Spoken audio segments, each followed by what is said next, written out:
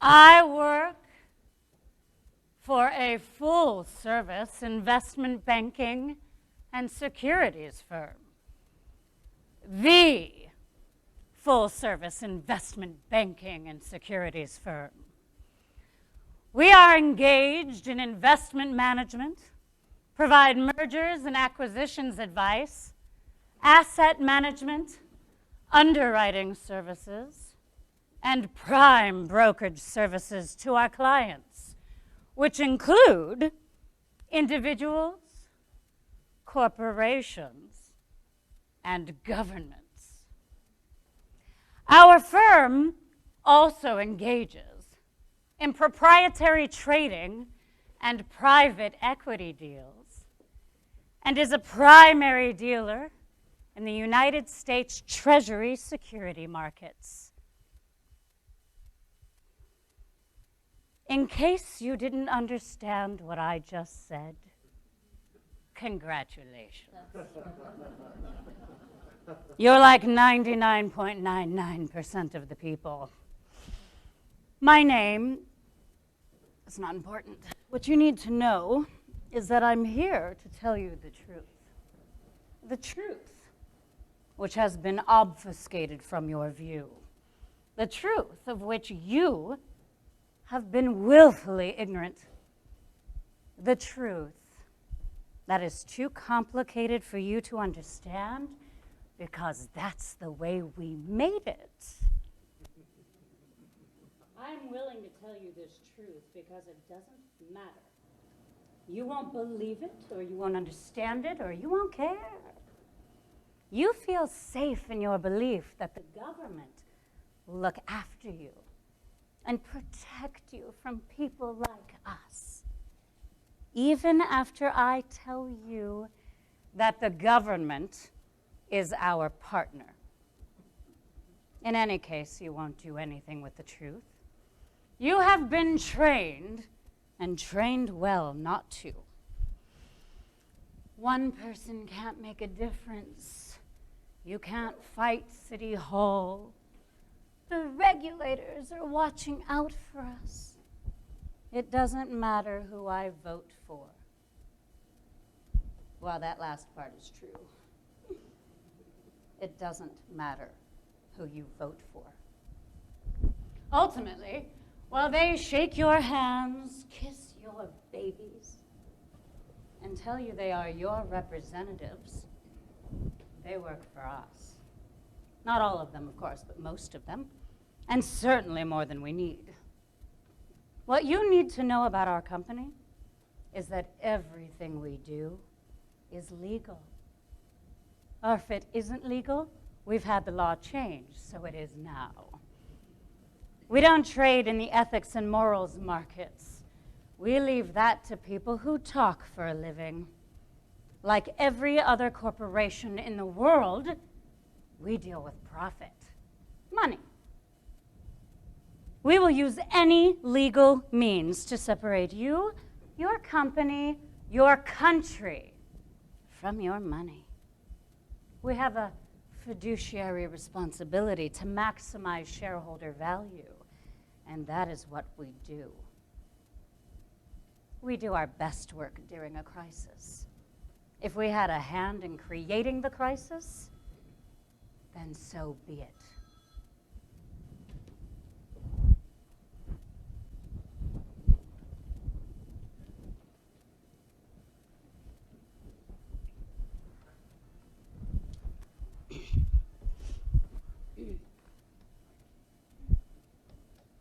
Okay, I'm ready. Oh, first let me just tell you, I am so happy to be my company's representative at this here deposition thingy today. My boss told me to just tell you everything I know, so that's what I'm gonna do. And hopefully I will clear up your mistaken thinking so that you will see that our company did nothing wrong. Quite the opposite. Where do I look, at you or at the camera? Okay, well, My name is Pam Babbler. I work for American Document Processing Corporation. For short, that's Adipica. Excuse me, it doesn't really roll off the tongue. But I'm sure they're not going to change the name so they can have a more catchy acronym.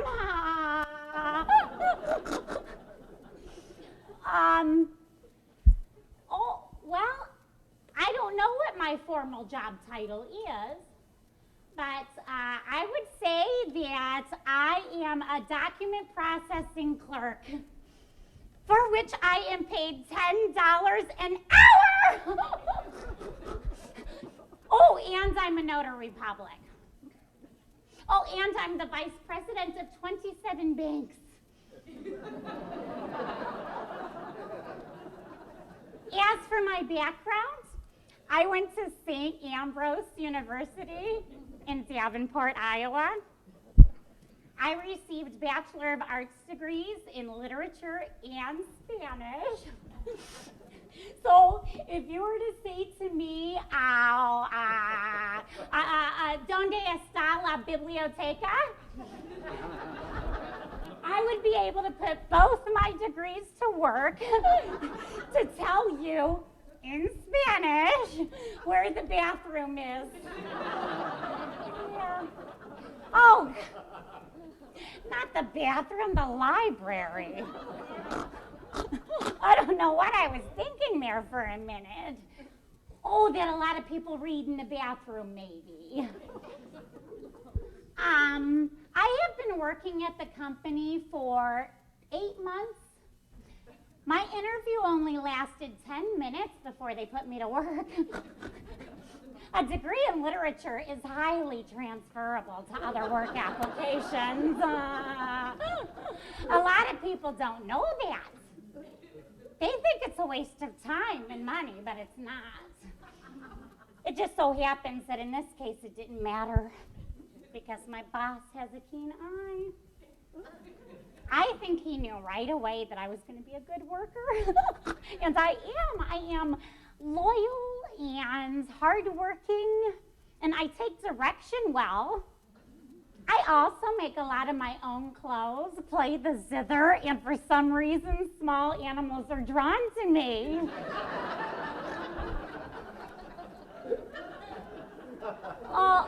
No, those last three are not business related, but I thought you should have the complete picture of who Pam Babbler really is. So, let me tell you how this whole thing works. Give you the big picture, because I know you're all lawyers and you may not understand this financial stuff the way I do. So, first you have these big banks who give mortgages to people with poor credit, which I think is such a generous thing to do. Or they give mortgages to people who, for reasons I don't quite understand, do not supply any background information on themselves. They just tell the banks how much they make and the bank takes their word for it, which I think is just wonderful. People trusting people? We need more of that in our society. So then the big banks take these mortgages that they made to people who might have a hard time paying them back, and they bundle them together and they sell them like a stock. But before they can do that, they have to pay the ratings agencies a lot of money so that they'll give them the AAA ratings, which I'm told is the highest rating possible. Then once they have these AAA ratings, lots and lots of people want to buy them, because they're so safe. Then the banks buy a bunch of insurance or something in case the bundles go bad. Then they can make a lot of money that way too, which I guess is pretty smart. I mean, everybody should have insurance, don't you think? Now, where my company comes in is when some of these people can't pay their mortgages and the bank has to foreclose on them. My job is to sign the foreclosure documents. These papers list me as the vice president of all these different banks. But no one ever told me about the promotion, which is a bit strange. I mean, I would have preferred a little more ceremony to go along with it, but, you know, every company has its own culture, and I guess they're not real showy. Maybe they're owned by Mennonites or something. Anyway, the really neat thing for me, which made me feel kind of extra special, was that everybody else in the office was signing my name too. Me, Pam Babbler. My mother was so proud when I told her. We were required to sign 350 documents per hour. It isn't easy. Not everyone can do it. We had a woman a while back who lasted less than a day. If you do the math, it comes out to approximately 6 documents per minute. So before you even ask, let me tell you that no, I did not have time to read what we were signing. I would have to be a super speed reader to be able to do that and still make my quota. But my boss said it was all okay because it was all just standard legal language. You know, boilerplate stuff. I'm not sure what boilerplate means, but I think it's got to be a good thing. I mean, you guys are the lawyers. You probably all have boilerplates in your offices. So you should know that they're okay. Anyway, this whole thing is a pretty good deal for everybody. The big banks get to make money on loan fees.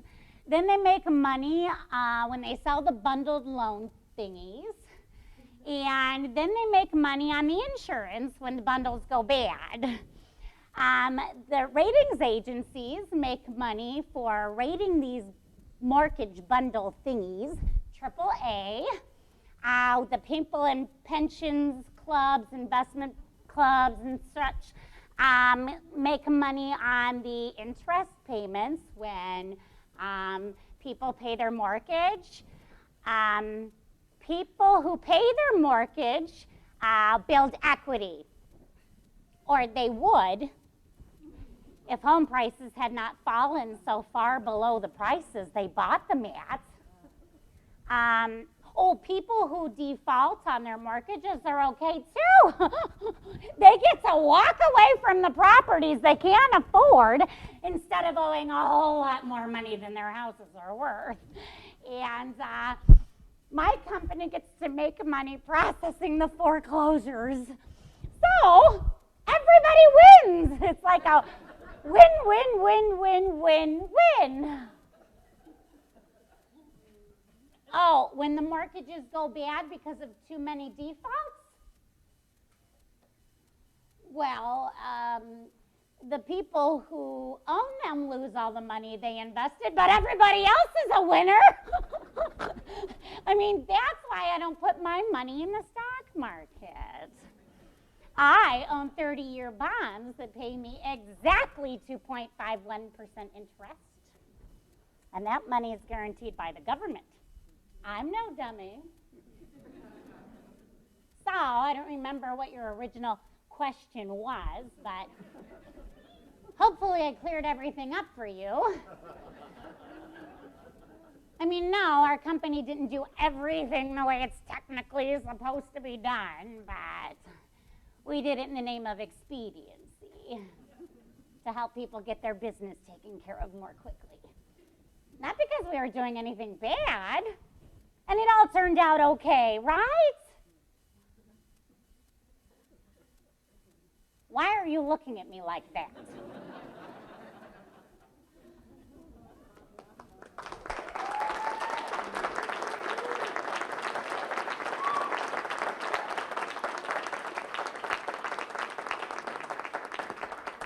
Life is a series of ups and downs.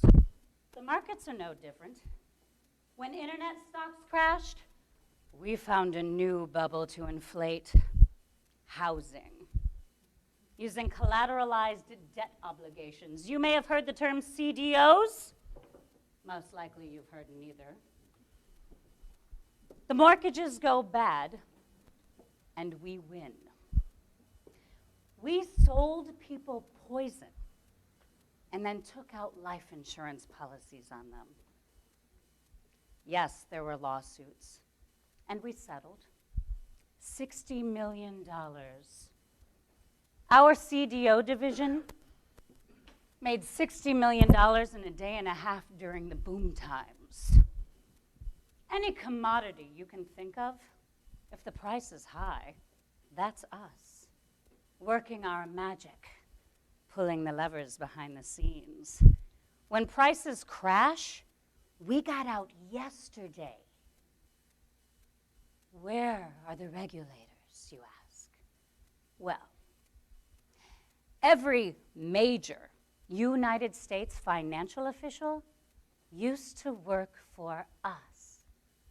And I use the words used to loosely. What?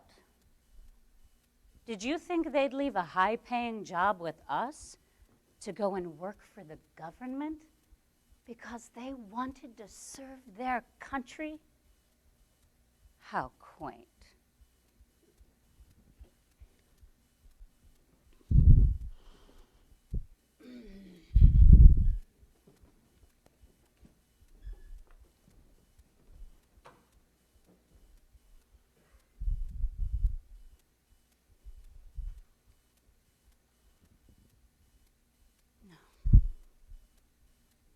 Nope, I'm not going to do it. I promised Mia I was going to quit, and I meant it. Can't afford them, for one thing. And they're bad for my health, and I have got to set a good example for my girls. Mia is 13, and Jesse's 9. They're good kids. Great kids, actually. Dan and I always really wanted the best for them. They always had it, too, right up until the day he died. I used to joke when we were first married that when he died, I was going to become one of those crazy old ladies with the 27 cats. But he wasn't supposed to die at 35.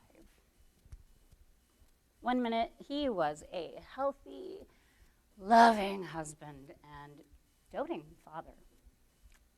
The next day, he had pancreatic cancer. And 2 weeks later, I was a widow. I needed more time. I wasn't ready. I know nobody's ever ready. Telling the girls was the hardest thing I've ever done in my life. Their expressions will be burned in my mind until the day I die. Whew, we were devastated. I mean, everyone who knew him was. I was depressed. I mean, I tried to keep myself together for my girls, but I couldn't. I had to get a job. We got insurance money, but I mean, we were burning through that like you couldn't imagine. We needed more, a lot more. 15 years ago when we got that policy, it seemed like a lot more money than it does today. I had been out of the workforce since Jesse was born.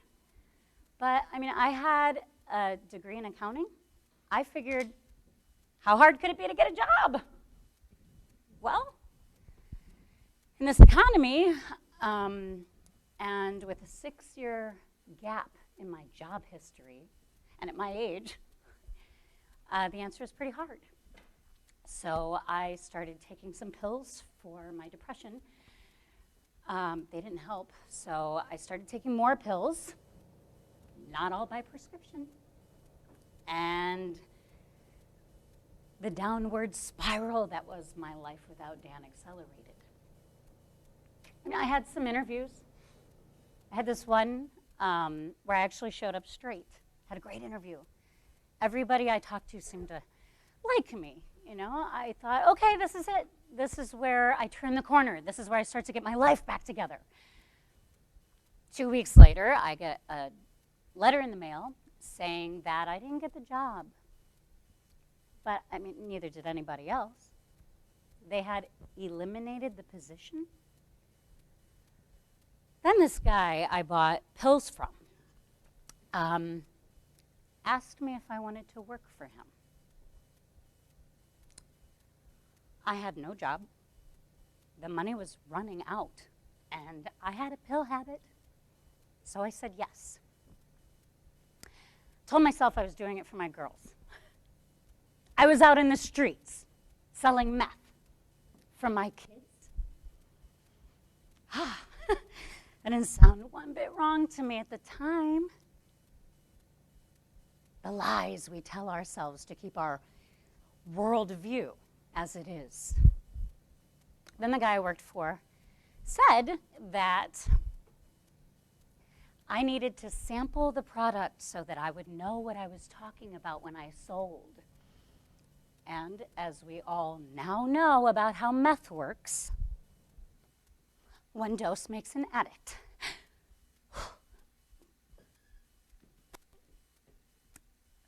Another lie I told myself was that taking pills was okay, but meth?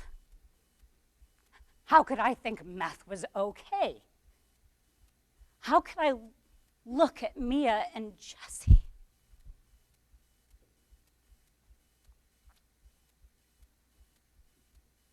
Then one day, I was rummaging through my closet looking for more stuff I could sell to get money for drugs, and I came across this shoebox full of letters Dan had written me when we first dated, back when people still wrote letters. I have it here.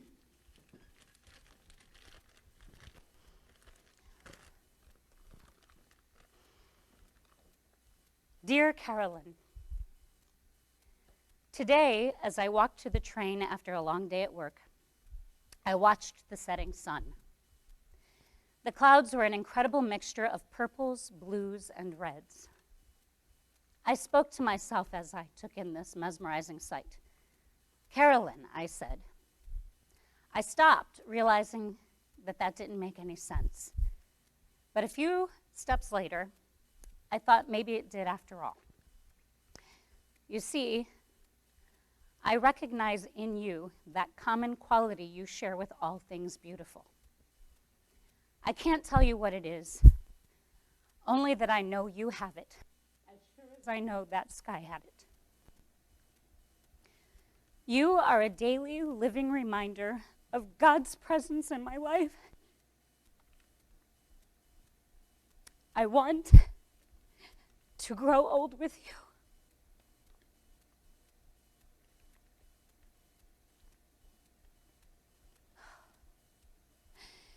Thinking of you brings me great joy. But there is a sadness too. The sadness of knowing that words cannot adequately express the way I feel about you. My one hope is that someday, with my embrace, my kiss, and my caress, you will understand what it is you do to me.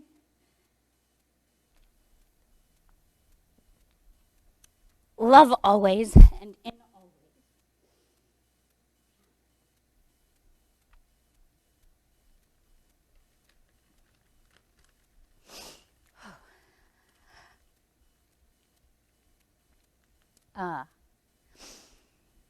The very next day, I went to my first NA meeting, and I haven't touched so much as an aspirin since. I carry Dan's letter with me everywhere I go. In a way, it's like there's still some piece of him that's still with me, reminding me that I can do better than this.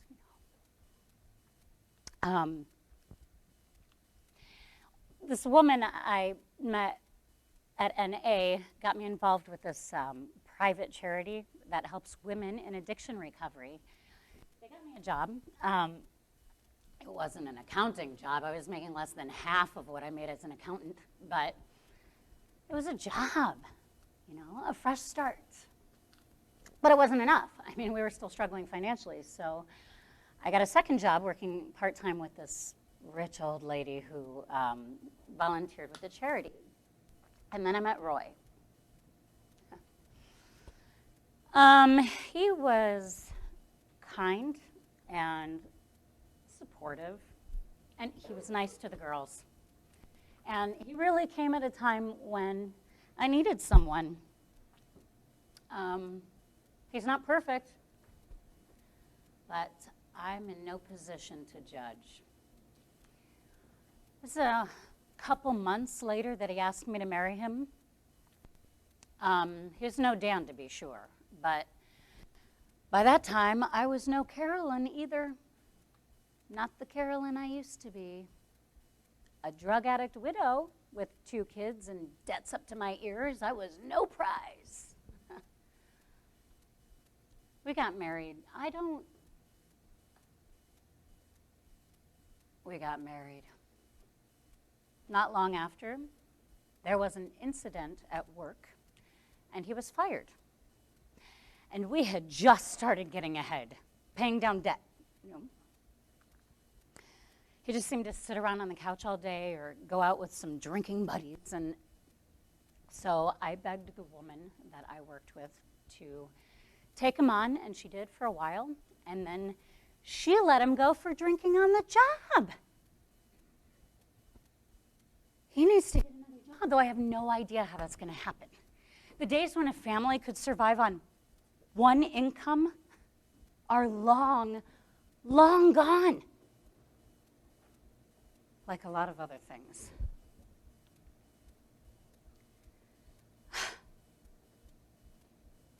It would be too hard on the girls if things don't work out with Roy and me, and I'm not going to do that to them. Jessie spends most of the time with her grandma, and Mia, she can pretty much take care of herself. I wish I had more time to spend with them. I'm missing a lot. But, I'm not going to let that get me down. I will do anything I have to take care of my girls. Anything. I'll work 10 jobs if I have to, if I could find 10 jobs. Mia and Jessie mean everything to me.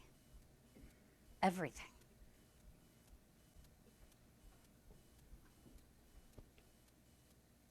We didn't create the internet bubble. We just took advantage of it. Like we take advantage of everything we can. You wanted to buy startup companies whose business plans were written on cocktail napkins. We just prettied them up for the IPO, took our 7%, and got out of the way when the companies failed. How we were so good at taking a company public is beside the point. And frankly, the details are boring. The point is, if you bought one of these IPOs on the open market, you were one of the suckers. You got played. You think the $110 million fine we paid 5 years after the fact hurt us? We paid out $28 billion in compensation that year. $110 million isn't a fine. It's a cost of doing business. Nothing more.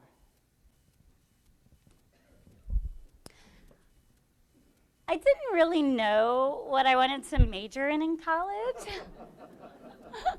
All I knew was that I wanted to be a cheerleader. I was the cheer captain in high school and a member of the student council. I practically planned the entire prom myself, including the theme, Chastity in the Moonlight. And the sub-theme, No HPV for me. Oh. No. For me. Oh, I still got it.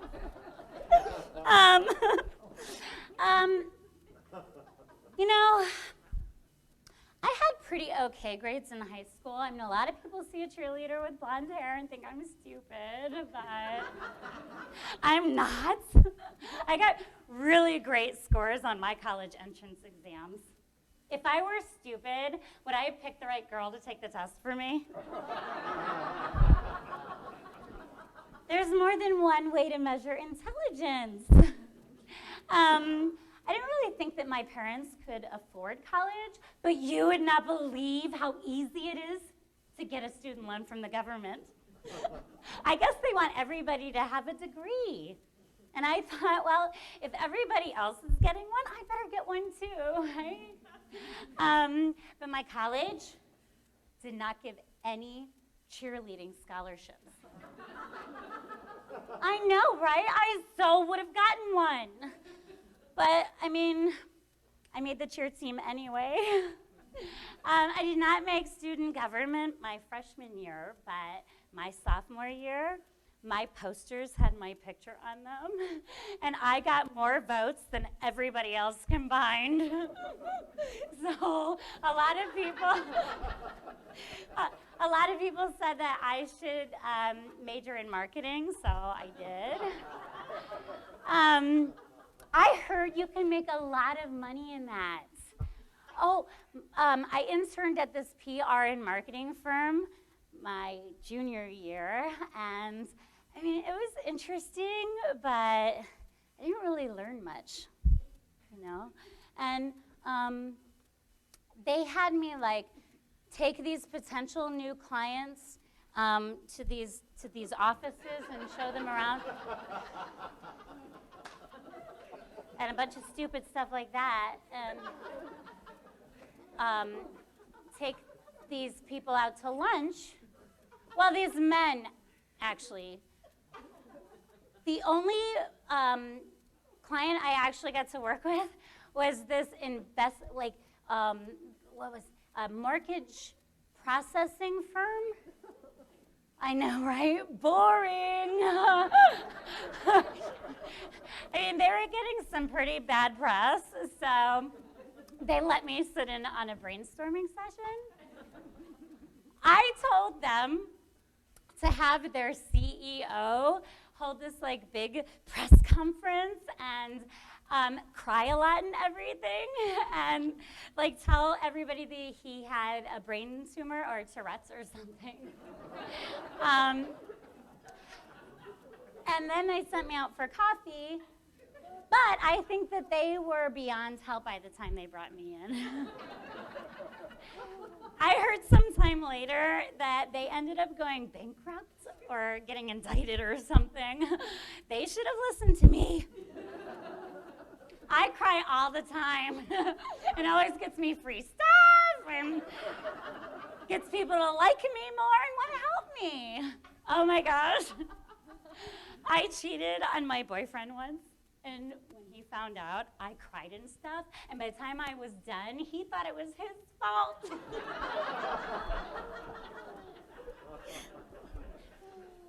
My senior year, the basketball team made the Final Four.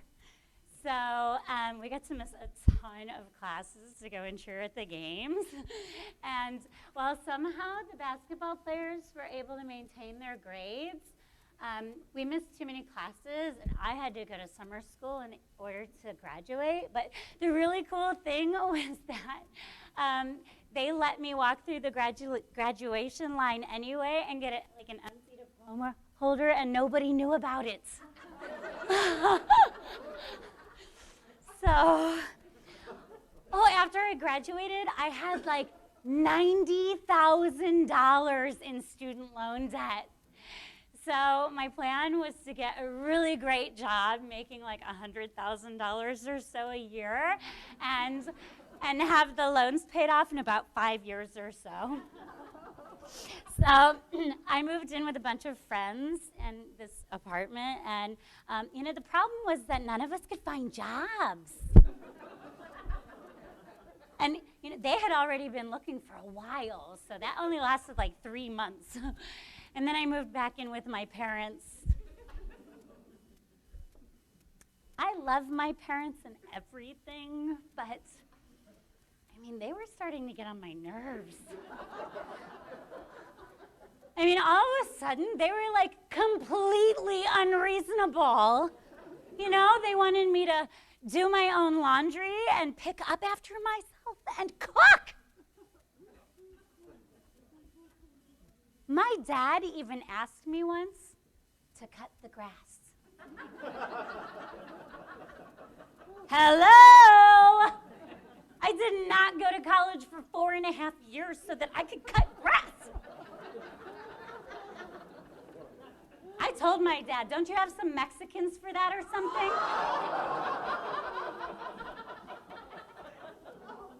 So in order to get my parents off my back, I went back to school and got my MBA. I figured the more school you go to, the more money you make when you get out. But it turns out that a lot of people have their MBAs. And people who aren't nearly as smart as me. As smart as I, sorry. So after I graduated, I had a ton more debt. And I still couldn't find my $100,000 a year job. It was so frustrating because I just knew my $100,000 a year job was just out there waiting for me somewhere. I just couldn't find it. You see, that's the problem with college. They never teach you how to find that $100,000 a year job. But I wasn't going to let that get me down. I'm the kind of person who looks on the bright side of things. Oh my gosh.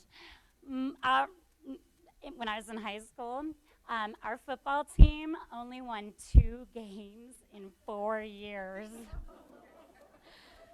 The cheerleaders who didn't look on the bright side of things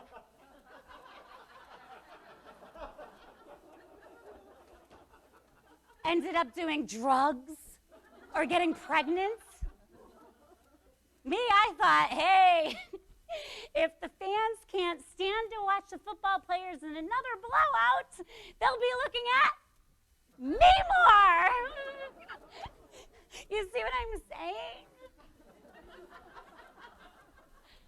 It's that kind of positivity-ness that deserves a $100,000 a year job. So, no, I couldn't find a job, and me and my parents were always at each other's throats, and my brother's friends kept stopping by while I was in the family room doing my yoga. But on the bright side, your student loan payment is based on how much money you make. And I wasn't making anything. How great is that? Oh! Then one day, I was sitting in my doctor's waiting room, and this beautiful, sophisticated-looking woman comes walking in, pulling this little wheeled suitcase behind her. And she went up to the receptionist, and the receptionist got on the phone, and a couple seconds later, the doctor comes rushing out and gives her this big hug, and they disappeared in the back. And I was like, who was that? So I went over to the receptionist, and I was like, who is that? And she said that it was a drug rep. Every once in a while, she comes in and tries to talk the doctor into writing some more subscriptions.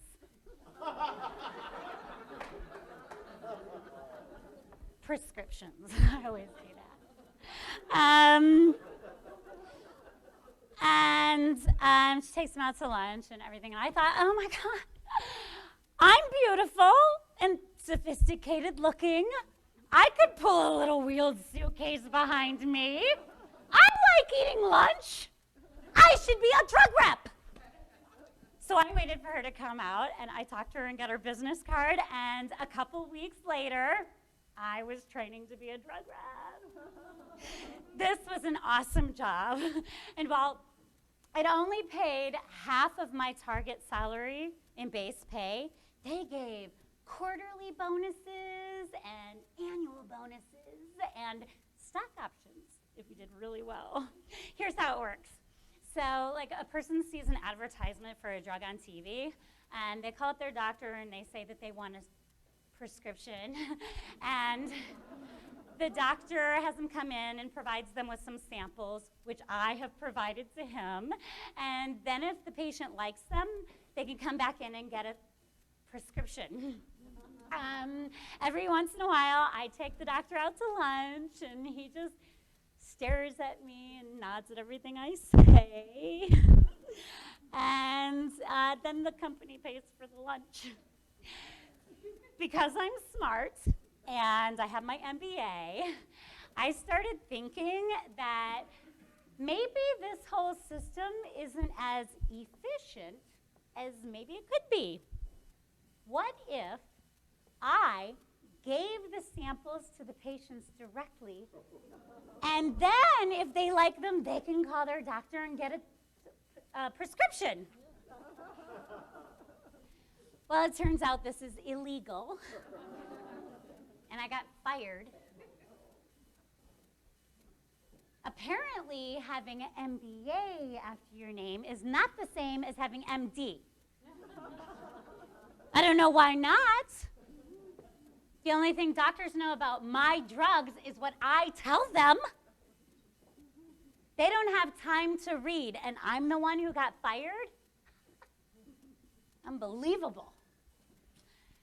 Well, I applied for unemployment, and I cried a ton in my interview, and I got it. But then the company appealed, and we had to have this big government hearing over the phone. And oh my gosh, I was totally on the verge of cracking up the entire time, because here we were having this big official government hearing, and I was still in my bed wearing my footy pajamas. I won the appeal, and I didn't even have to cry. It turns out nobody ever saw me give anybody anything. So, spoiler alert, 99 weeks of unemployment pay. Can you believe that? 99 weeks? That's like a really long paid vacation. 99 weeks, that's like a really long time, I think. And the funniest part is that it's a total burn on the people who are still employed. Because, I mean, they have to work harder and pay for all of us unemployed people. So, that's hilarious. Of course, it's not going to be so funny when I have to get another job. And I have to get another job pretty soon because my 99 weeks is almost up. And my parents want me to start paying rent. Can you believe that? That's my room.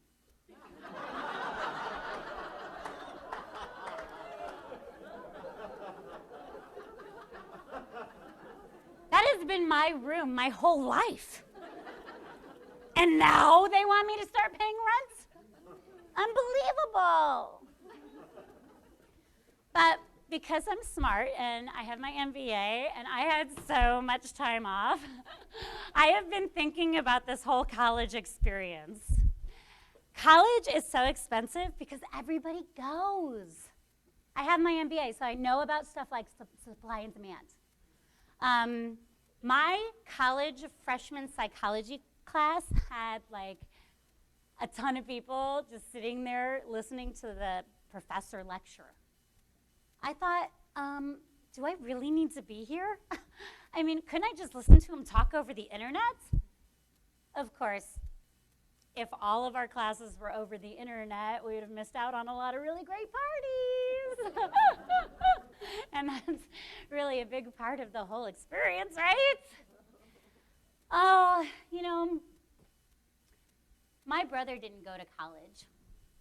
He took all the money that he'd saved for college and he bought gold and silver coins and became an apprentice electrician. I thought that was a pretty dumb idea, but I mean, now he has a job and he makes a ton of money. And he owns his own house. And I'm still looking for my $100,000 a year job. Maybe I should go back to school and learn some more.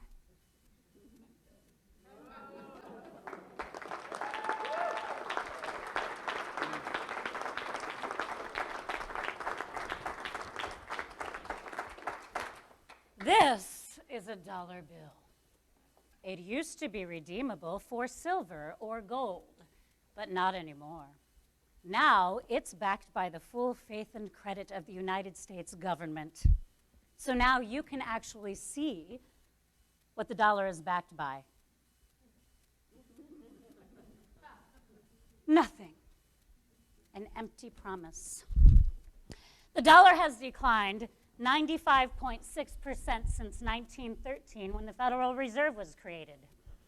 If you had one of these in 1913, today it's worth this. In 1971, we went off the gold standard, which meant politicians could print as many of those as they wanted. Politicians discovered long ago that spending money on their constituents gets them reelected. Of course, the more of those they print, the less they're worth. Our company has to get a lot more of them just to keep up. So do you. But we're much better at it than you are.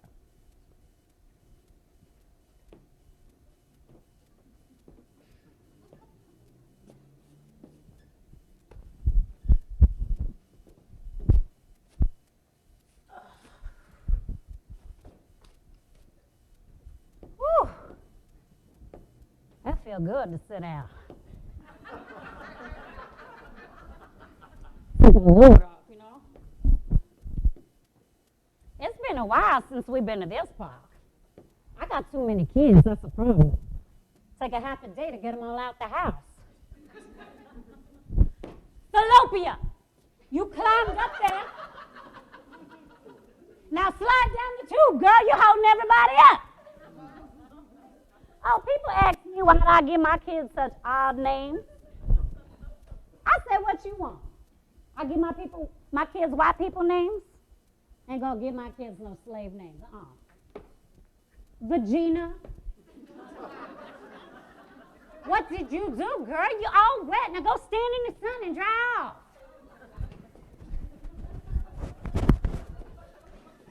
These kids is driving me crazy. I need to get out of the apartment more. I need to get a job is what I need.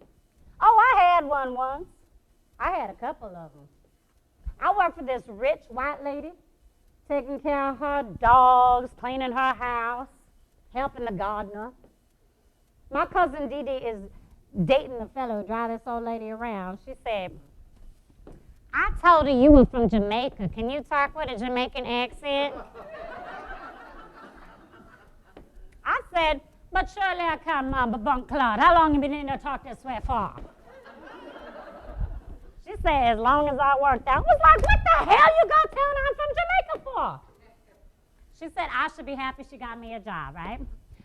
So I go working there for 2 weeks, talking with an accent like a damn fool.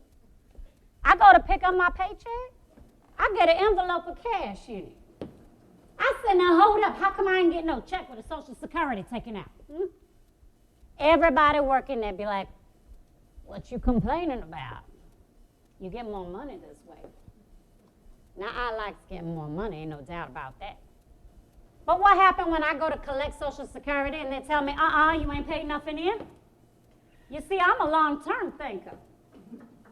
At least I became one after I had 5 damn kids. And I know if you rip the government off now, they're going to rip you off later. Ain't no free lunch. Now, I know there ain't going to be no money left for me by the time I retire anyway, but still, the whole system incompetent.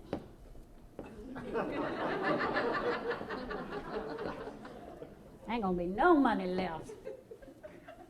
But that old woman had all that money and she don't want to pay no taxes for the poor people she got working for her?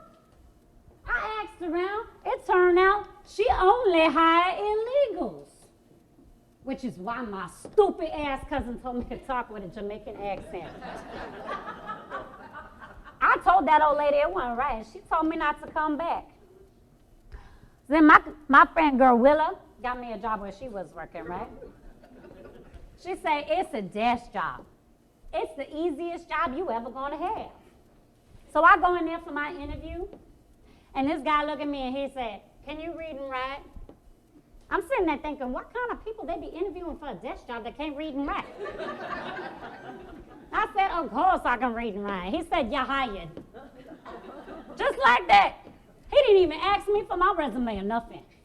Now, I don't have a resume, but still. You think he needs to know more than if I can read and write? So I go in there for my first day, and I'm sitting there, and this lady come over, and she put a stack of papers on my desk. She said, wherever you see a sticky tab that says sign there, you sign there. And I'm thinking, what the hell they need my signature for? I ain't nobody, right? And then she said, but don't sign your name, sign the name Pam Babbler.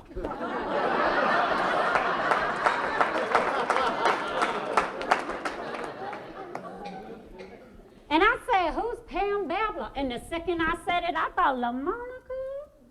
It don't matter who no damn Pam Babbler is. These people running a scam up in here, and they need some chump like me going to help them with it. She said, she's the bank vice president. She walked off just like that. Like that explained everything. I wanted to be like, who my paycheck going to be made out to? Pam Babbler? So they want me, LaMonica Johnson, to forge a signature of a bank vice president on some very official looking documents. Now, I might not be no good at counting the days from my last period.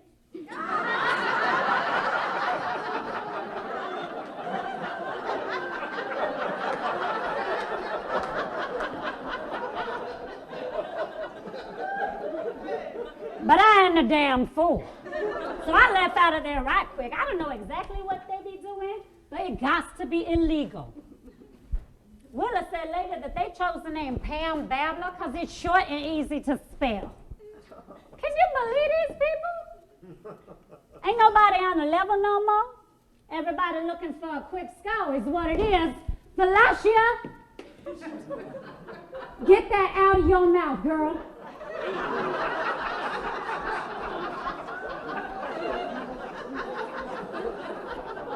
I said put it down. Without no job, I can't get no health insurance. Well, yes, we got Medicaid, but not everybody accepts Medicaid. Then what you gonna do, You gotta go halfway across town to the Medicaid clinic and sit there for a half a day until some doctor from Guatemala who don't speak no damn English gonna come out there and call your name? No, thank you. I got my own health care plan for my girls. I call it LaMonicaid. Girl get a bump on her head, I said go get a bag of frozen peas and put it on there. Another girl get a scrape, I say go find that stray dog that's been running around here and let him lick it. No, I'm serious. First thing a dog do when he be hurt is lick himself. There's got to be something in their saliva that heals wounds. Ain't no point in paying for no prescription when you can have a dog lick on it. And the dog be happy to do it too. Hell, he'd probably pay you if he could.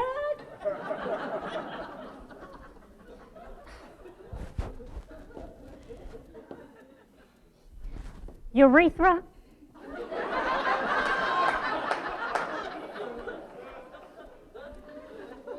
I told you pissing your life away just sitting around doing nothing.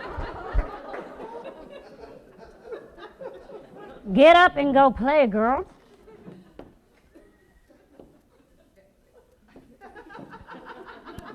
I got too many kids, I know it.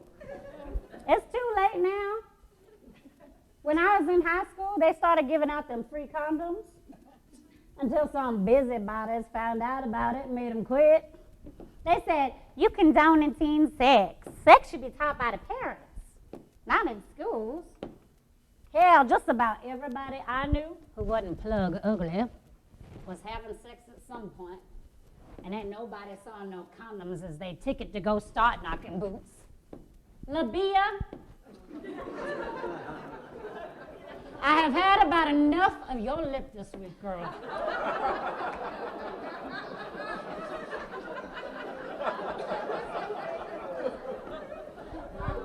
Play nice. And parents teaching their kids about sex? Please. The only thing my mama ever told me about sex was don't get pregnant. A lot of good that did. I need a job, all right? I just need a job. I mean, I know you can't put me in front of people because I ain't intelligent. I don't talk like white folk. But I mean, I could work in a factory or something. Except there ain't no factories left no more. They all packed up and left for China. I'm serious. 4th of July weekend, I was up at my brother Ricky's house, and he had one of them American flags with a little tag on it that said, "H.O. in China." H.O. in China. Our American flags is made up in China, and they're telling us about it in Spanish? Now, that might sit right with a Guatemalan doctor down at the Medicaid clinic, but it don't sit right with me. Felicia! Stop licking on that boy, girl. You ain't no magic saliva dog. You know what? I said, that's it. We going home. Let's go, girls. We leaving. Let's go. I need a job. I'd do anything except daycare. Anything but that. I just need a job.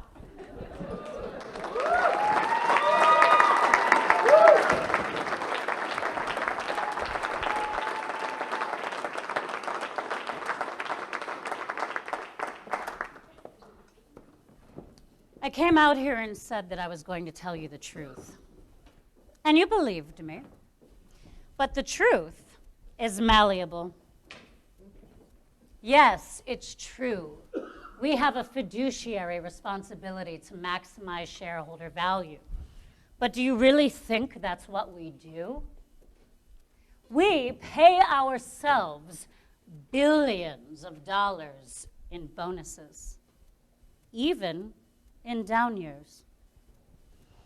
Yes, we could pay bigger dividends to our investors, but then that money would go to them instead of to us. And we have to pay big bonuses to retain the best employees, or so we tell you. Everything we do is leveraged for maximum profit. Heard of derivatives? They are unregulated, complex bets, and they provide a lot of leverage. There are more than $600 trillion worth of these bets worldwide, more than all the stocks, bonds, and bank deposits combined.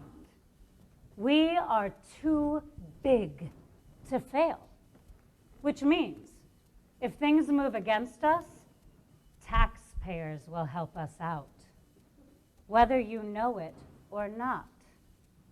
Profits are privatized, losses are socialized. In case you don't know what that means, it's heads we win, tails you lose. Always. Can you blame us for doing what we do?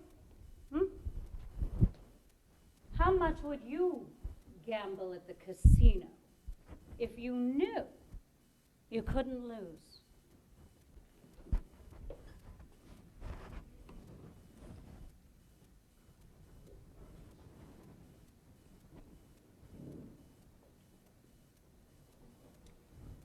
The trouble started when my Henry passed.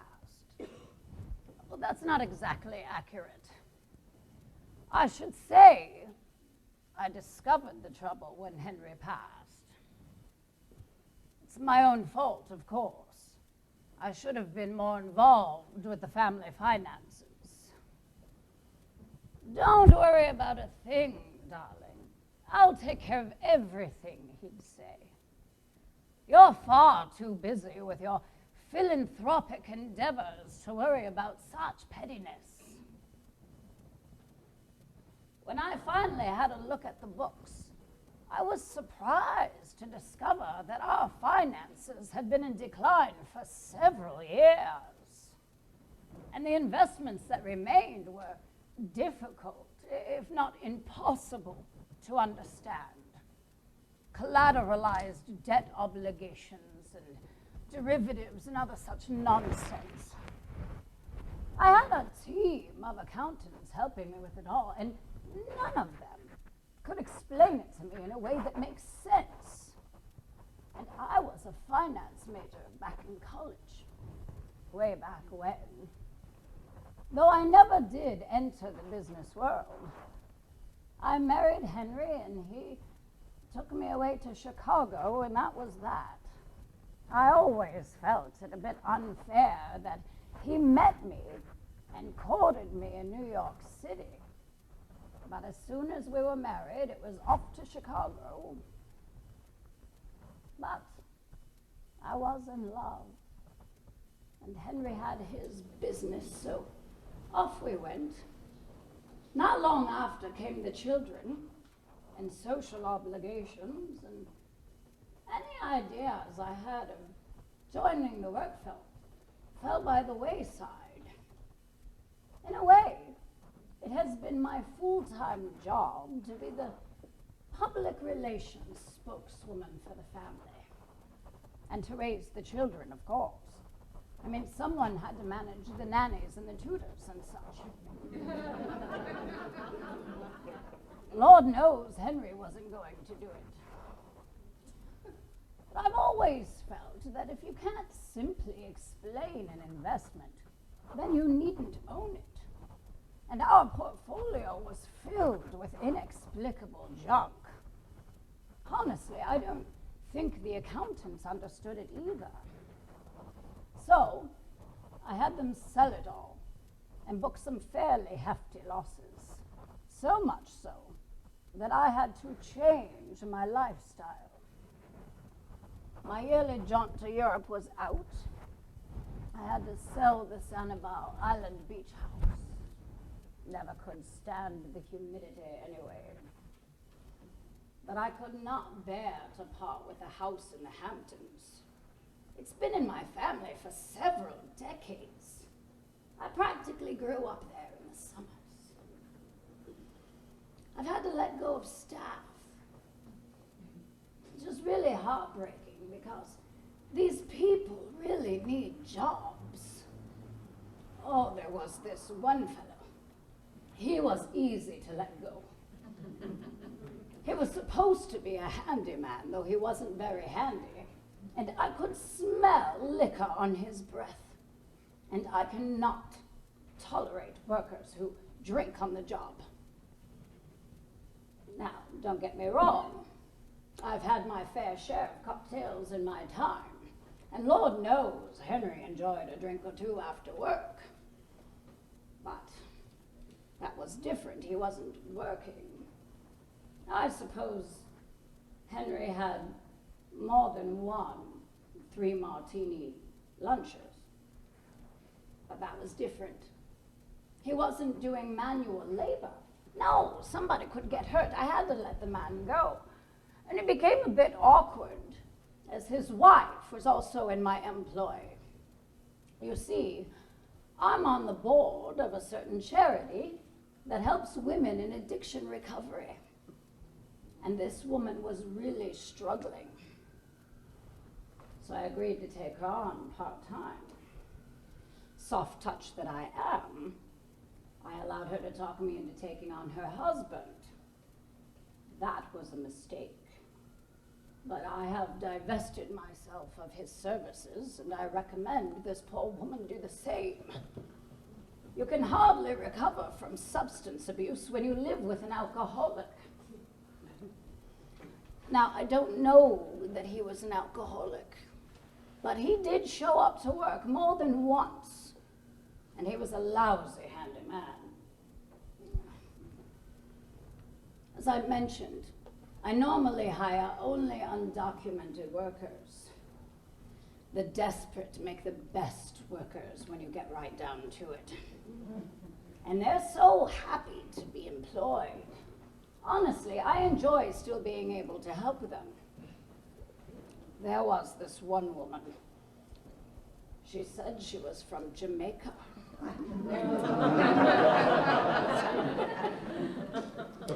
She wanted me to pay Social Security taxes on her behalf.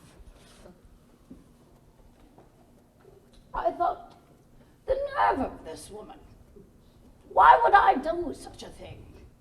I pay all my employees in cash, of course. Why should I pay Social Security taxes on my employees? So the government can take that money and use it to bail out failing businesses who will then turn around and pay their incompetent employees big bonuses? No, thank you. And let me tell you something else. The government doesn't take that money and set it aside.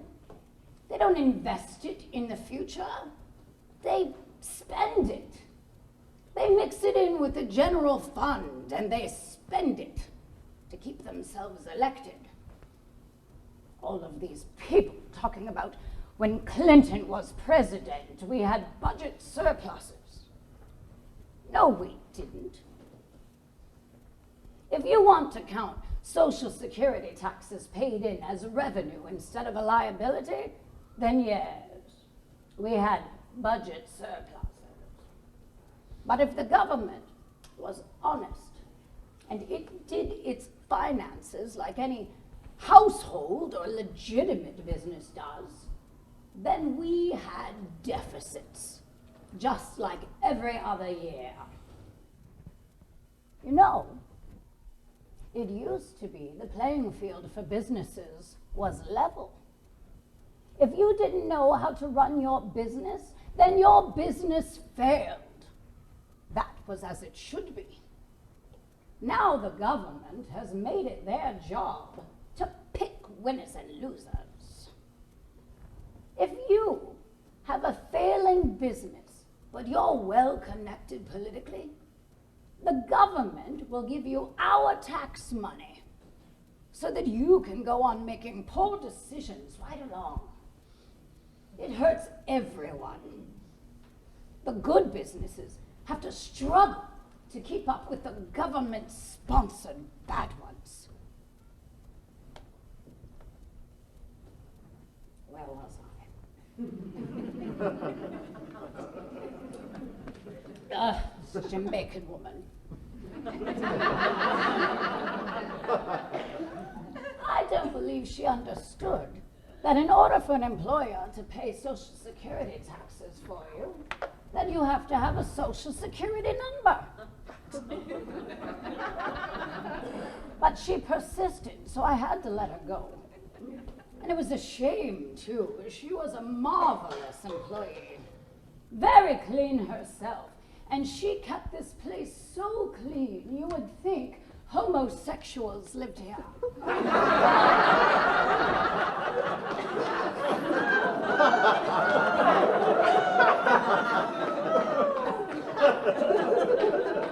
That's no knock on homosexuals. Quite the opposite. I've grown rather fond of them as I've aged. And I've always felt that people should be allowed to sleep with whomever they wish. Lord knows my Henry did.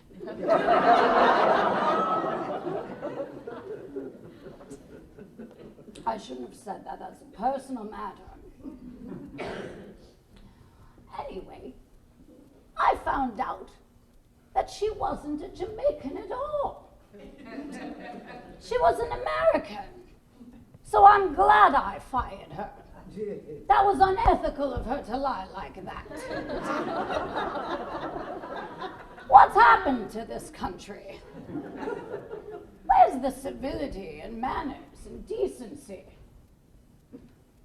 I may not belong for this world, but I'm going to keep up the good fight against these people who refuse to follow society's rules. My grandchildren and great-grandchildren are going to have to struggle against this their whole lives. And I want to set a good example.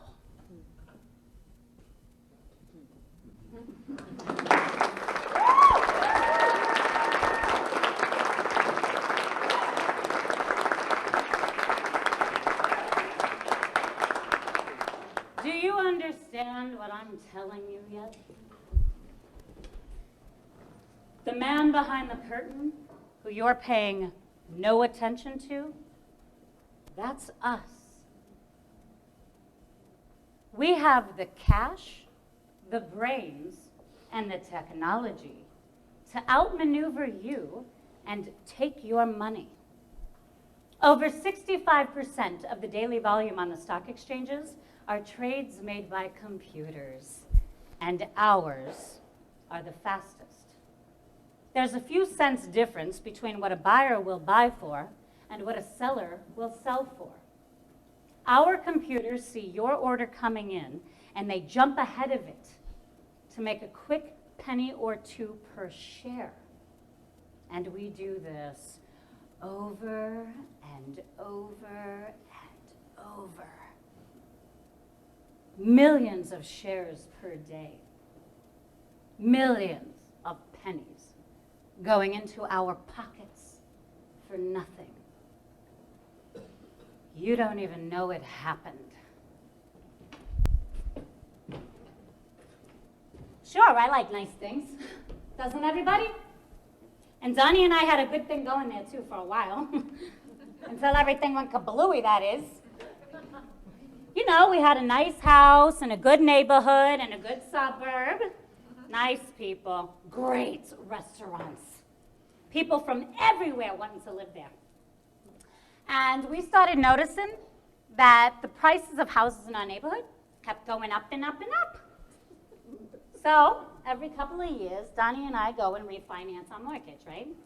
This works great for a while. We're taking nice vacations, buying new clothes, new cars, the works.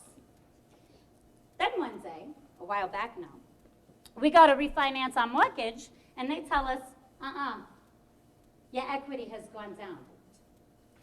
And we started noticing that houses in our neighborhood are taking longer and longer to sell. And the ones that were selling, well, I couldn't understand why they were taking such lowball offers. But the ones who weren't taking the lowball offers were not getting sold. So I said to Donnie, listen, sweetheart, you need to make more money. It's that simple. Long story short, it turns out Donnie can't just make more money. Middle management construction guys aren't on commission or anything like that, and his boss wasn't about to give him a raise.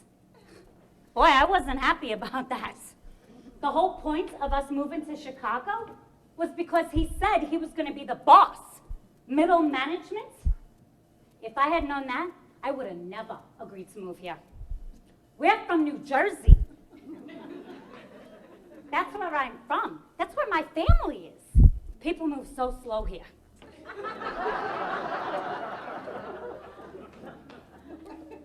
So we had to start cutting back on things, right?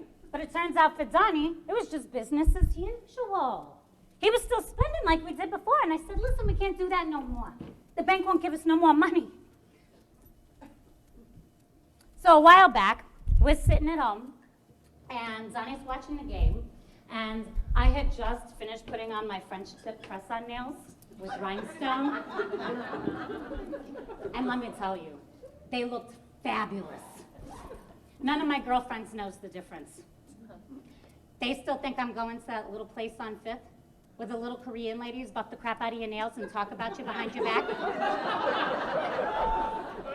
Except they're doing it right in front of your face.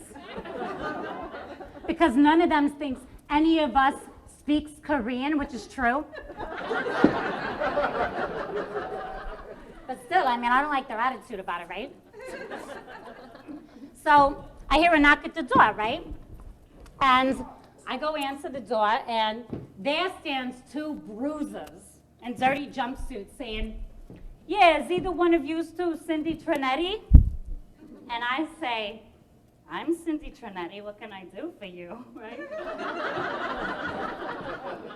And the tall guy says, we're here from the collections department of the Heritage Credit Corporation.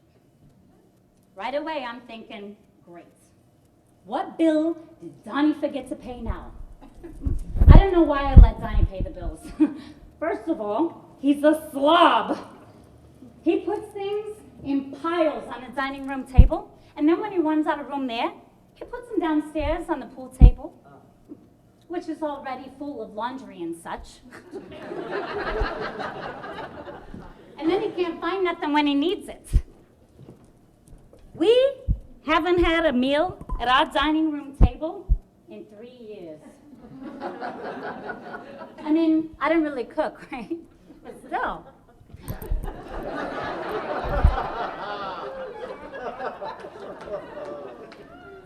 Secondly, like I said, he's still spending like an oil chic. And see, he hides his purchases, so I don't even know how much he's spending. I'm an idiot for letting him go near the checkbook. Oh, he is good with haggling, though, I'll give him that much. I get a new car every 2 years, and he always gets top dollar on the trade-in and a good price on the new car. He even talks them down on the extended warranty and rust proofing. So the tall guy says to me, we're here for a repossession. And right away I'm thinking, great, I hope it's that stupid pool table they're after. They can have that monstrosity. I mean, Donnie never plays pool. I'm not even sure he knows how. And the damn thing takes up half the downstairs family room. I hate it. Plus, I was looking forward to watching these two oafs carry that thing up the stairs and out to their truck. That thing is slate. Do you know how heavy slate is? Well, the last time we refinanced, I had the slate countertops ripped out and Carrara marble put in. Well, I watched those guys haul it out of here, and let me tell you, it did not look easy. And they had it all broken up into chunks. That pool table is one big hunk of slate. Besides, I watched the delivery guys move it in here, and they had like 5 guys and all sorts of straps and pads and this contraption that could practically walk downstairs. So I'm thinking, go ahead and take the stupid pool table. You be doing me a favor. And the tall guy looks at me and says, we're here to repossess your breast implants.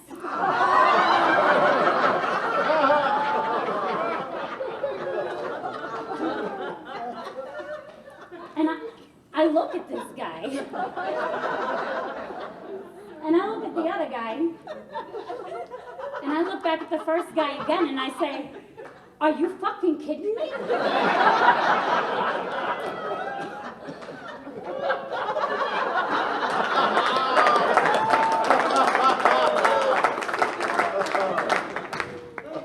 And the short guy says, you've missed your last 10 payments, and we gotta draw the line somewhere.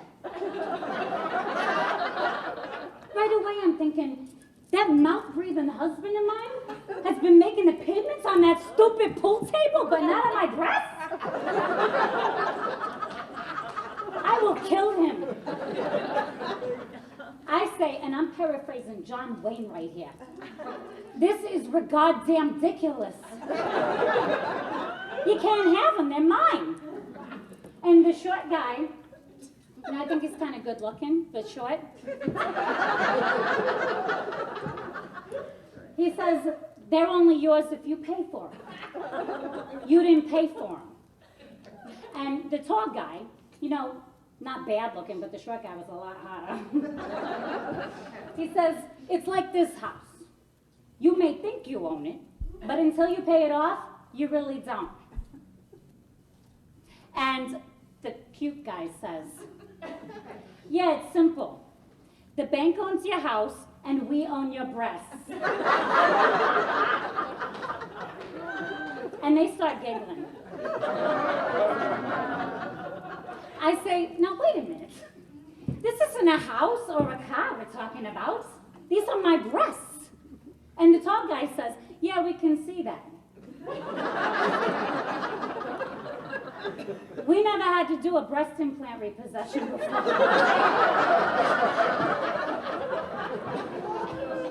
So this is new to us too.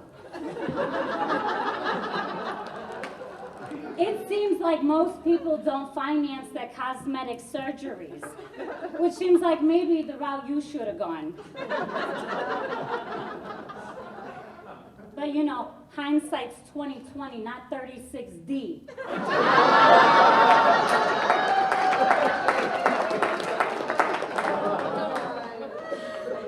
And they start giggling again. I'm over here freaking out. And these two clowns are making titty jokes? Mr. Moneybags is still sitting on the couch, oblivious. I'm not even sure he knows anybody's at the door, and I'm standing there trying to think about what to do, right? So I say, you know, money's a little tight. Tell us. Maybe we can work something out.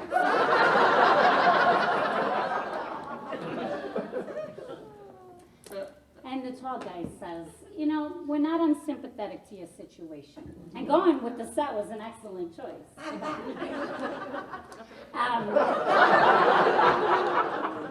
I mean, they look great on you.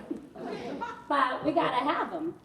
And the cute guy says, if you'd like, we can leave you alone with them for a minute or two. But that's the best we can do.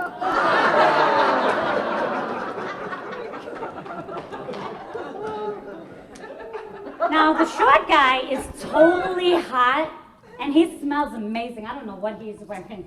Tom Ford or Prada, I don't know. But the two of them are starting to tee me off. I mean, who ever heard of such a thing? I say, listen, guys, it's not like they're easily accessible.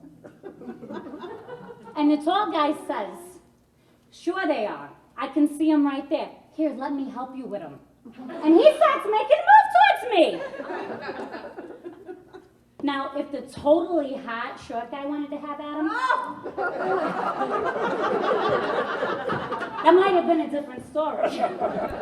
But as it was, I'm freaking out, right? And finally, my big dummy husband hears what's going on, right? And he's gonna come over to my defense, and he gets himself all puffed up. And he walks over and he says, all right, that's enough.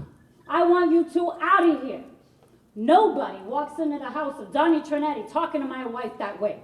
No one. And the tall guy looks at his clipboard and he says, Donnie Trinetti, are you the Donnie Trinetti who's 4 payments behind on your penile implants?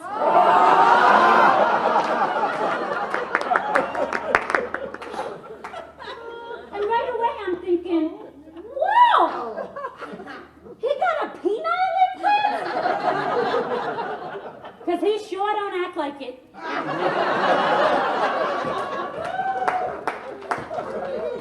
So the three of us are standing there for a moment of freaking dizzying silence. And Donnie says, sweetheart, you want to give him the breasts? Jerk. I could have killed him. Long story short, I talked to their manager, who miraculously agreed that 2 uneducated repo men should not be removing breast implants from a woman's body. Go figure. I made that misfit husband of mine get rid of his motorcycle and his boat and a few other of his toys. And I got to keep my breasts, as you can plainly see. Plus, I got the number of the totally hot short guy. Just in case, I don't know, a heavy slate pool table should collapse on him. God forbid.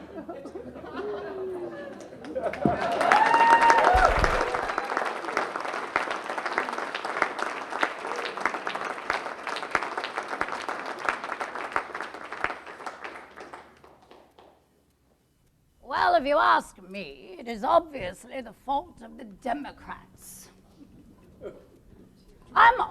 for helping the poor, but it should not be a government enterprise. Tending to the poor is best left to private organizations, churches and charities and such. The only thing the government does well is kill people. And the military is fraught with corruption and waste, even so.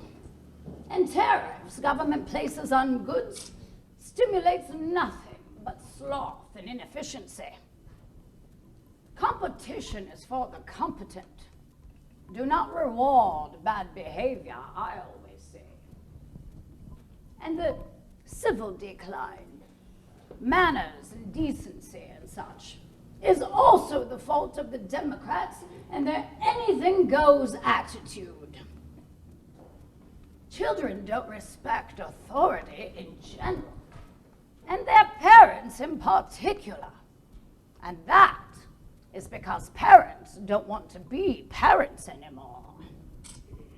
They want to be their children's friends.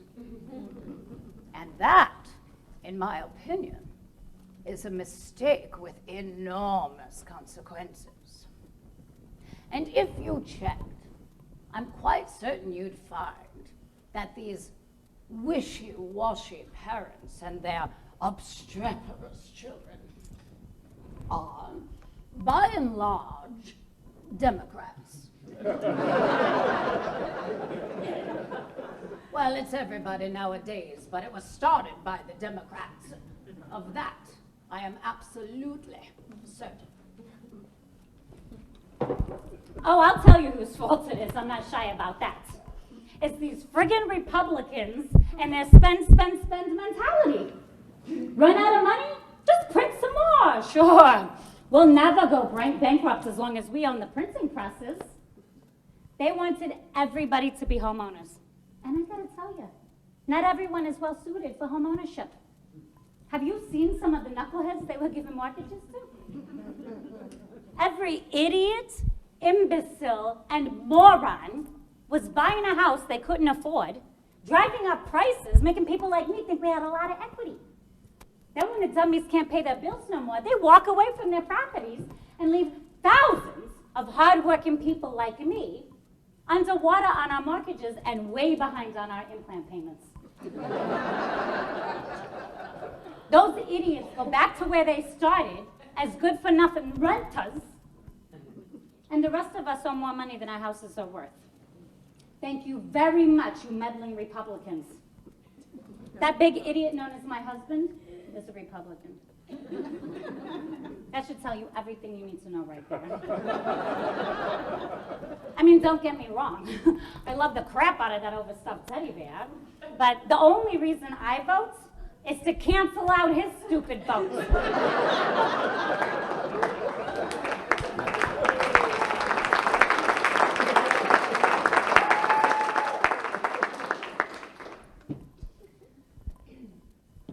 My family is in the predicament we're in because of me. It's my fault. Yes, Dan died, but that's not what bankrupted us. It's what I did after that hurt. I didn't get help right away. I took more and more pills. I sold drugs. I became a meth addict, for Christ's sake. I rushed into another marriage. Those were my choices. The bad economy made things harder, but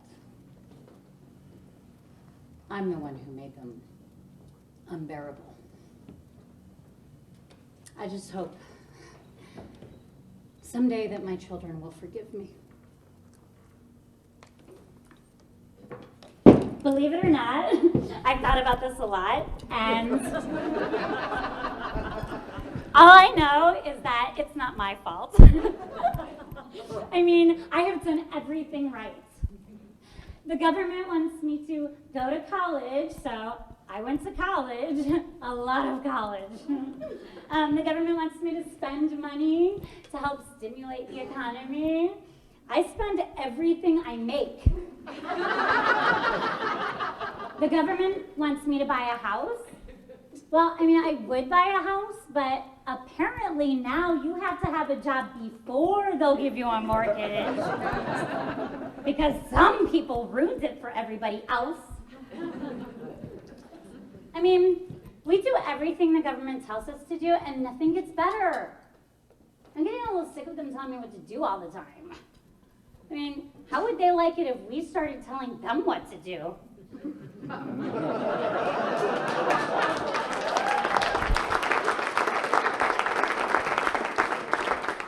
Oh, I don't know that. Why would you ask me that? I don't know whose fault it is. And I'm not like that. I wasn't raised that way. You should know that about me. I'm not the type of person to cast aspersions or throw the first stone. I wasn't raised that way. No, but if you said I had to pick someone, if you said I wasn't leaving this room until I picked somebody, if you held a gun to my head and said, you're not leaving here until you pick someone,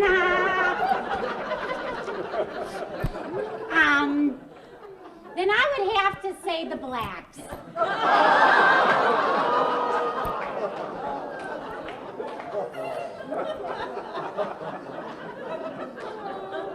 Yeah, the blacks. I'm not saying that because I'm prejudiced or anything. I know some of the blacks, and they're always very nice to me when I see them, They say hello and thank you, and do you want fries with that? I know it's not the Jews. They're very good with money, as I understand it. So, yeah, the blacks. Are you still recording?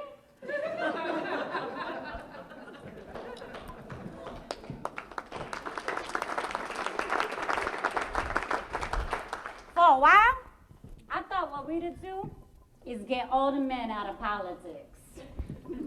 All throughout history, men be screwing everything up. And Anna's sister who in prison? In there because of some man.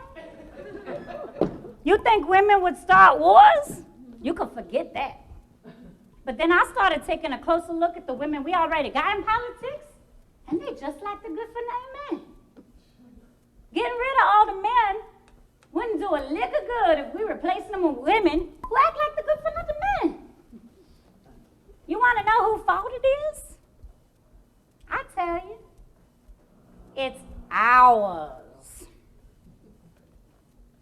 That's right, us. All of us. Nobody want to face up to the truth, but that's the truth. Basically, people get the government they deserve. Don't do a lick of good to sit around complaining about the politicians when we the fools who keep sending them back to Washington. We the ones who voting them in because of how tall they are, how their hair look, or what kind of pin they be wearing on their lapel. We the one voting them in because they telling us the lies we want to hear. Them people who tell us what we need to hear, that we too reliant on government to do everything for us, and that we spending more money than we taking in, and that had to stop. They don't stand a chance of hell of getting elected. Yeah, I think we can change, but we got to do it together. We've been living above our means for so long, it's gonna be hard. But yeah, I think we could do it. But we got to do it together. Everybody may look different, act different, like different things. But down inside where it counts, we're all the same, I think. Oh, it's like this dream I had a couple weeks ago. I was sitting up in my apartment and everybody be there. My brother Ricky and his kids, and my mama and Willa, Veda, everybody be there. Everybody be getting on my last nerve. And sitting on the couch in front of me, I see God. looking like he's doing all them paintings in the 16 chapels.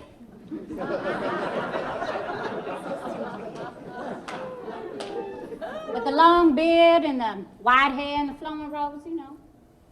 And God, he must have read my mind, because he said, don't be upset with them, because everybody in your dream is actually you. What? I said, I might have to think on that one for a while. And then he said, and when you think you're awake, that's a dream. Well, he about blew my mind with that. Now, I know that was just a dream, but still. I can't help but think that maybe things would be getting better if maybe we acted like it was true. I don't know, that's just my opinion.